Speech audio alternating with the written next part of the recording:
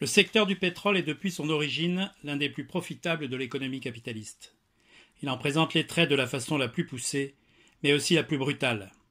Concentration en immenses trusts à l'échelle de la planète, accumulation gigantesque de profits, poids considérable sur les États et leur législation, interpénétration du capital financier et industriel.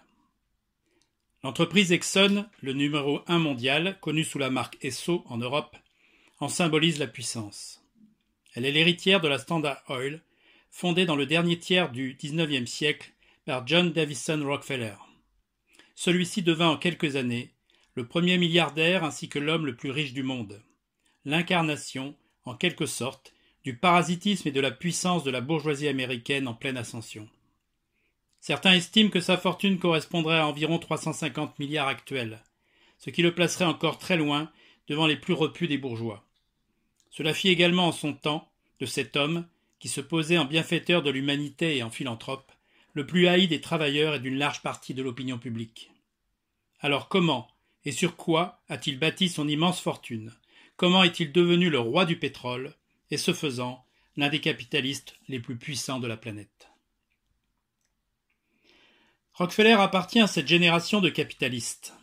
Carnegie dans l'acier, Vanderbilt et Gould, mania des chemins de fer, et autres Morgan, un des premiers maîtres de la banque et de la finance aux États-Unis. L'Internationale évoquait en 1871 les rois de la mine et du rail, régnant sur le monde. Ils étaient tous d'incontestables prétendants à ce titre. Au sein de la puissance américaine en formation, la grande bourgeoisie était en train d'achever la colonisation intérieure et de bâtir les fondements de sa domination mondiale à venir.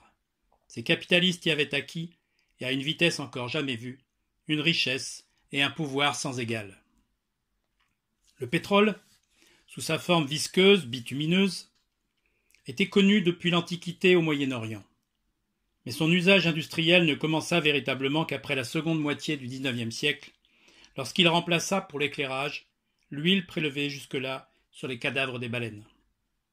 Durant des années, la recherche du pétrole resta une activité hasardeuse, où les conditions d'exploitation des gisements étaient précaires. Aux États-Unis, son extraction se concentrait au nord-est, dans la région de Pennsylvanie. Elle était l'œuvre de petites sociétés, voire de particuliers, qui foraient frénétiquement leur terrain dans l'espoir d'y voir jaillir ce que tous espéraient être un or noir.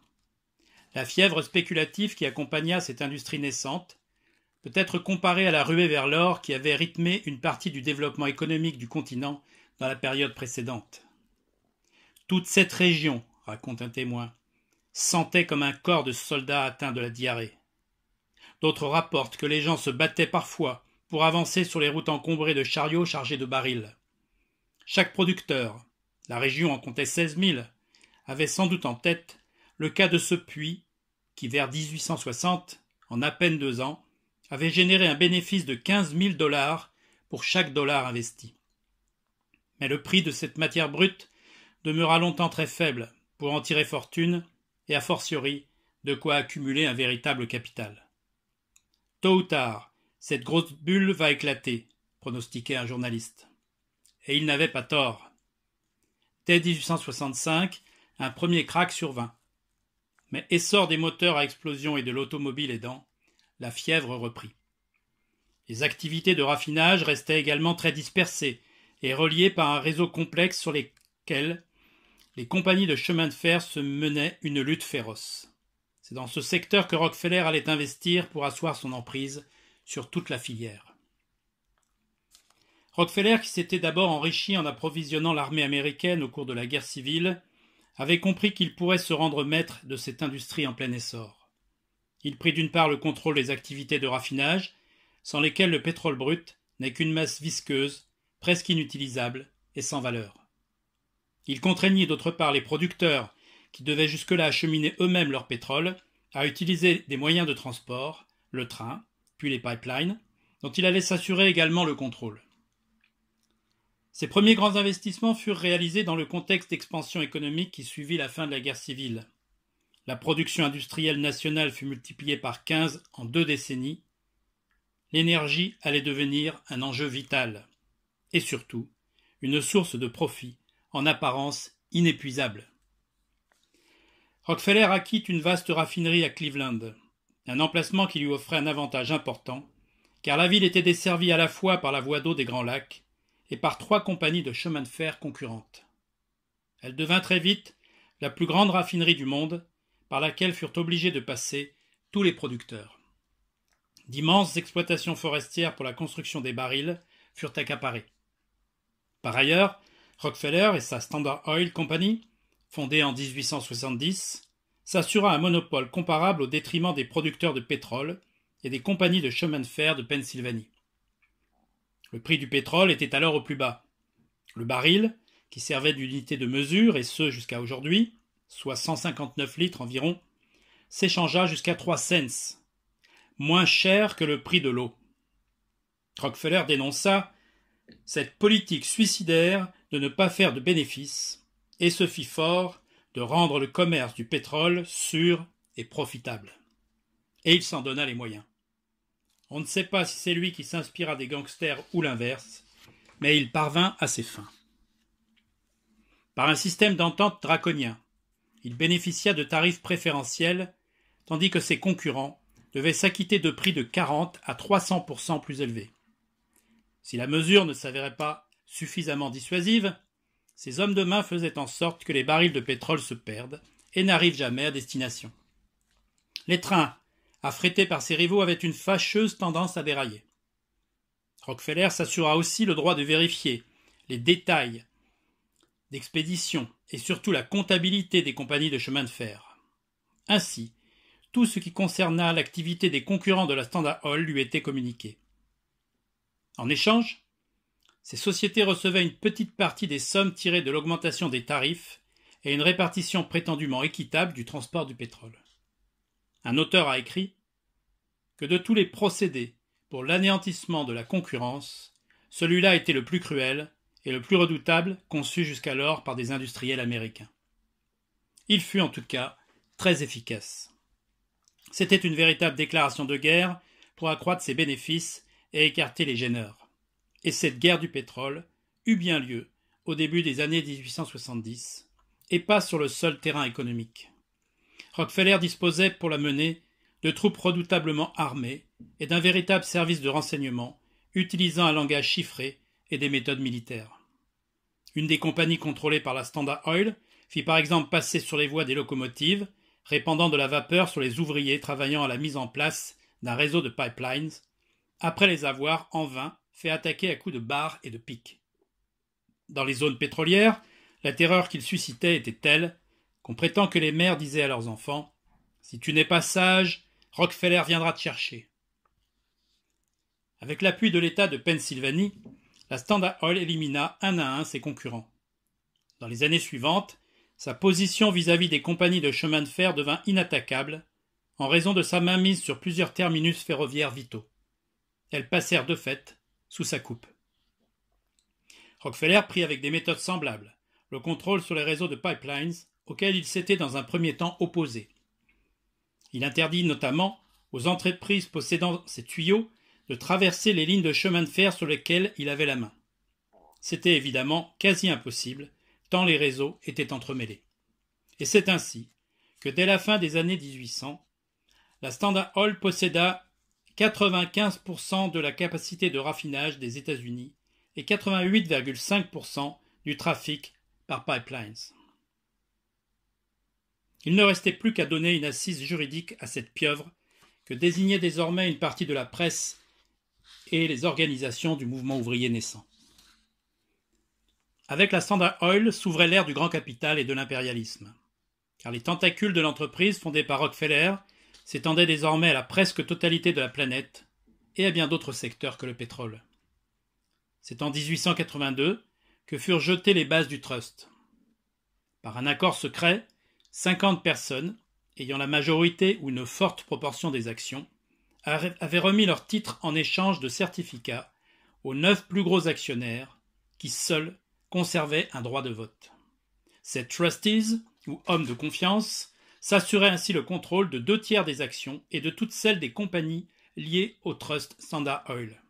En apparence, c'étaient les actionnaires de la Standard Oil, et non la Standard Oil elle-même, qui possédaient des parts dans les autres firmes. Dans le domaine pétrolier, seule l'Asie, où Shell dominait sans partage, et le Moyen-Orient, où la prospection ne faisait que commencer, échappait à cette mainmise. En France, comme en Grande-Bretagne, la Standard Oil bénéficia d'un quasi-monopole jusqu'à la veille de la Première Guerre mondiale. Bien devant ses concurrents, conduits par les Rothschild et les Nobel. Sur le marché américain, il fut à l'abri de toute rivalité jusqu'à l'apparition de sociétés dans les nouveaux États producteurs, comme le Texas ou la Californie. Cette hégémonie permit à la Standard Oil de pratiquer durant des années une politique de prix élevés sur le territoire des États-Unis pour financer son développement international et les investissements qu'il nécessitait. De nouveau, tous les moyens furent employés pour obtenir les rendements maximums. Cela se traduisait par une politique d'achat et de vente planifiée. Lorsque le trust prévoyait de se ravitailler en pétrole brut, il orchestrait une campagne de baisse. Puis, il opérait en sens inverse, en orientant cette fois le marché à la hausse. Il bénéficiait pour cela des plus vastes entrepôts de stockage du monde. La manipulation des tarifs de fret au détriment de ses concurrents était également d'un usage courant. Afin d'éliminer les sociétés intermédiaires qui assuraient la commercialisation des produits pétroliers, la Standard Oil parvint ensuite à se passer des vendeurs en gros en organisant son propre réseau de distribution. Un gigantesque système de wagons-citernes fut mis en place à travers l'Union Tank Line. Ce groupe mettait ses moyens à la disposition de la seule Standard Oil, tandis que ses concurrents devaient continuer des années durant d'utiliser des barils en bois. Dès 1890, la Standard Oil comptait plus de 100 000 employés, 70 sociétés, 23 raffineries et exploitait 22 000 puits. Au-delà du secteur pétrolier, elle dominait notamment tout un ensemble de banques et menait des opérations dans tous les secteurs de l'économie. Ses 15 directeurs siégeaient dans les conseils d'administration de banques, de compagnies d'assurance, d'électricité et d'entreprises industrielles. La Standard Oil avait des intérêts dans les mines de cuivre du Montana, celles de fer du Minnesota, des compagnies de gaz ou les transports urbains de New York. La politique impérialiste naissante des États-Unis lui fournit d'autres points d'appui. À la faveur de la guerre hispano-américaine, au tournant du XIXe et du XXe siècle, la National City Bank, contrôlée par la Standard Oil, prit en main la prospère industrie sucrière à Cuba. C'est en étouffant ses rivaux, en les empêchant de se développer, ou même de naître, que Rockefeller parvint ainsi, à la fin du XIXe siècle, au sommet de sa puissance.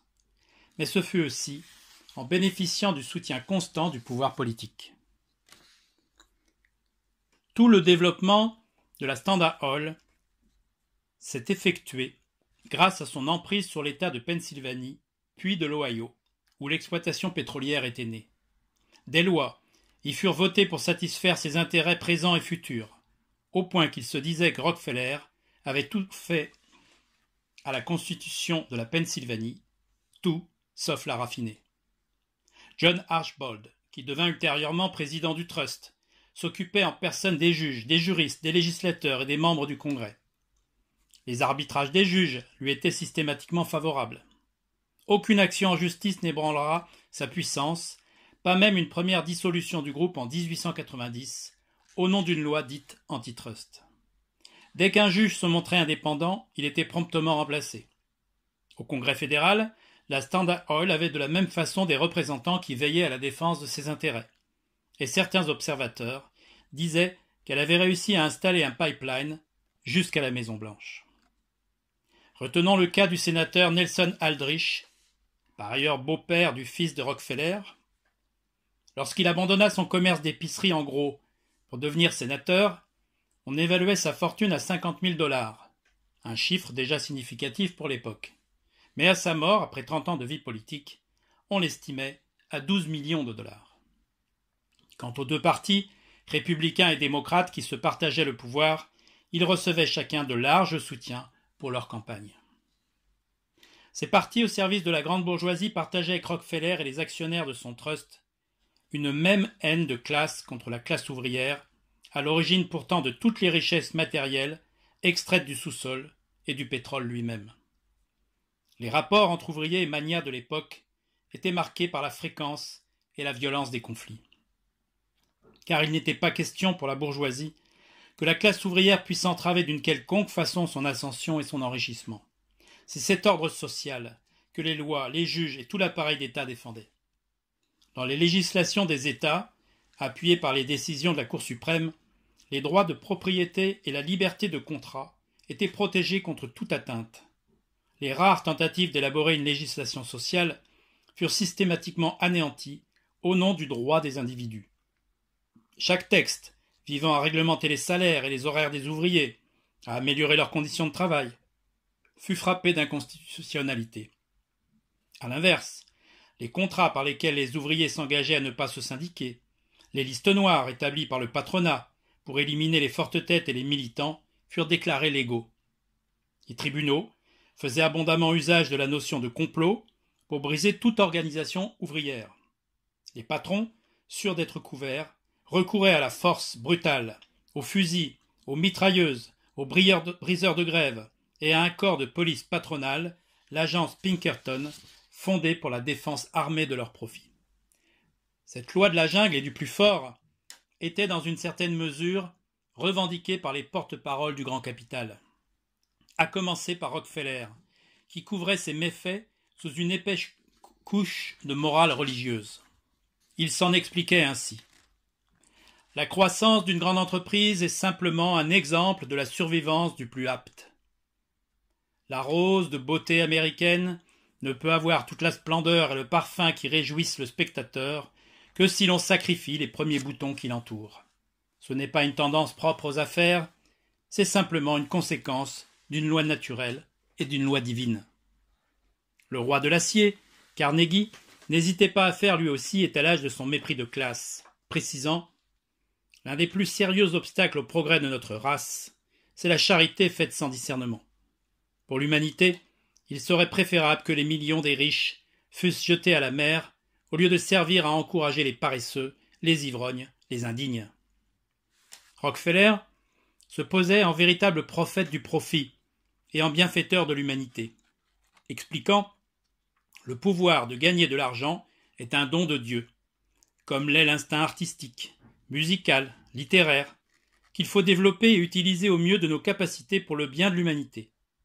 Ayant reçu ce don, je crois qu'il est de mon devoir d'acquérir de l'argent, toujours plus d'argent, et d'utiliser l'argent que j'acquiers pour le bien des hommes, mes frères, selon les impératifs de ma conscience. » Sur le terrain, il n'était question ni de fraternité ni d'harmonie sociale, mais bien de guerre industrielle et de guerre sociale. Et les travailleurs rejetèrent avec force cette emprise du capital. Rockefeller concentrait sur sa personne toute la haine accumulée contre l'exploitation et la morgue de la bourgeoisie américaine. L'enrichissement éhonté d'un Rockefeller, la spoliation de terres, dont la Standard Oil était responsable, mais aussi la pollution des sols et de l'air, étaient dénoncés par une grande partie de l'opinion publique. Un auteur a écrit que de 1872 à 1914, le nom de John D. Rockefeller a été le nom le plus haï aux États-Unis. Rockefeller et d'autres, barons voleurs, engagèrent un combat pour redorer leur blason. Ils dépensèrent des centaines de millions auprès des journaux, d'intellectuels, de sociétés de communication, de ce fut en quelque sorte l'acte de naissance, pour transformer leur image de marque. Et en quelques années, relève un historien, ils réussirent à transformer le vieux Rockefeller, pirate, détesté, en l'oncle sage et bienveillant, souriant aux petits-enfants et aux journalistes novices, et entrant dans le nouveau siècle sous les applaudissements de la nation. Ce fut l'ère des donateurs, des mécènes et des fondations. Rockefeller se retira de la direction de son groupe pour se poser en généreux donateur et mécène, déversant des millions pour des hôpitaux, des musées ou des associations. Sa fondation se donna officiellement comme objectif de promouvoir le bien-être de l'humanité dans le monde.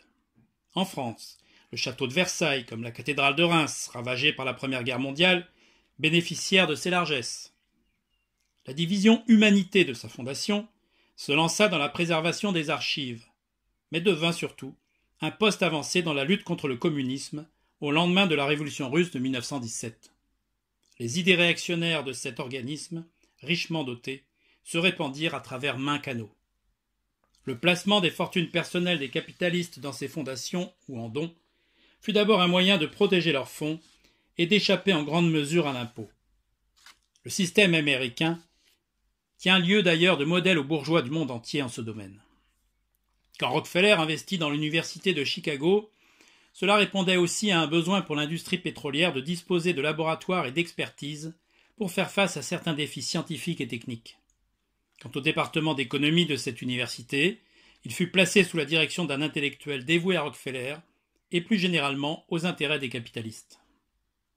Les structures mêmes de l'université, son administration, l'organisation des études, le contenu de l'enseignement et ses finalités révélaient que, loin d'être une sorte de lieu clos où l'on dispensait un savoir désintéressé ouvert à tous, l'enseignement supérieur était un rouage de l'ordre social capitaliste, reflétant la morale et les valeurs de la classe dirigeante.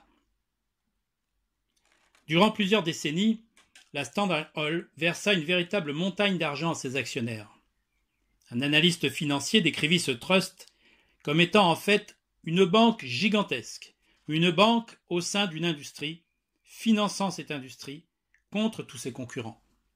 C'était en effet une des formes les plus achevées de cette interpénétration entre le capital financier et industriel et de la domination des quasi-monopoles qui caractérisent l'économie capitaliste depuis cette période. Cette hégémonie suscita bien des oppositions. Des travailleurs, comme de la majeure partie des classes populaires bien sûr, mais également de ses concurrents, qui ne pouvaient pas laisser un tel magot au seul Rockefeller. L'odeur du profit attira les capitalistes comme le sang des poissons, les requins, tant il est vrai, comme l'expliquait Marx, que si la concurrence naît le monopole, de ce monopole naît inéluctablement la concurrence. Celle-ci prit son essor sur le sol américain lui-même.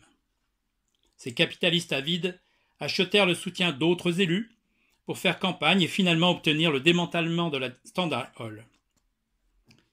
Celui-ci fut prononcé en 1911. Le président Theodore Roosevelt se posa alors, aux yeux d'une opinion publique révoltée par l'enrichissement de Rockefeller, en briseur de trust. En apparence, cette politique aboutit puisque la Standard fut découpée en 33 entités. Mais la propriété d'une pieuvre est de pouvoir régénérer ses tentacules lorsqu'elles sont sectionnées. Ainsi, la Standard Oil of New Jersey récupéra plus de la moitié des avoirs et deviendra Exxon, sans jamais quitter sa position dominante. La Standard Oil of New York deviendra plus tard l'actuelle Mobil. La Standard Oil of Californie deviendra Chevron. La Standard Oil of Indiana deviendra Amoco. La Continental Oil deviendra Conoco. Comme l'expliquait avec cynisme un dirigeant du trust après ce démantèlement, il nous a fallu même envoyer quelques garçons de bureau prendre la tête de ces compagnies. Cette concurrence resta donc en grande partie fictive, car ces entreprises réunies en cartel et qu'on baptisa les Sept Sœurs s'entendirent sous la direction d'Exxon pour garder la main sur le pétrole et la fixation des cours durant des décennies. Quant à la fortune de Rockefeller, elle explosa car la valeur cumulée de ces sociétés, dont il restait actionnaire, était bien supérieure à celle de son ancien trust. Longtemps, dit-on, les capitalistes de Wall Street priaient en invoquant « Ô bienveillante Providence, accorde-nous une nouvelle dissolution ».